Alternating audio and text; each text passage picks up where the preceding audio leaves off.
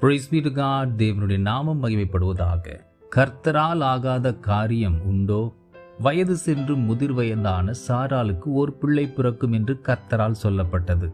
சாராளோ தன் உள்ளத்திலே நகைத்தாள்.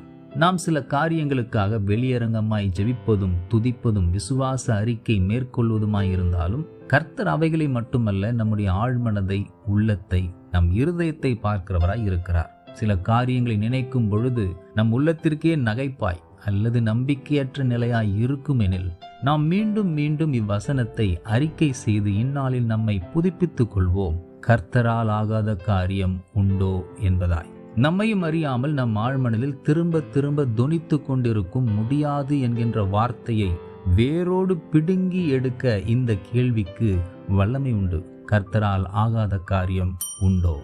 God bless you abundantly.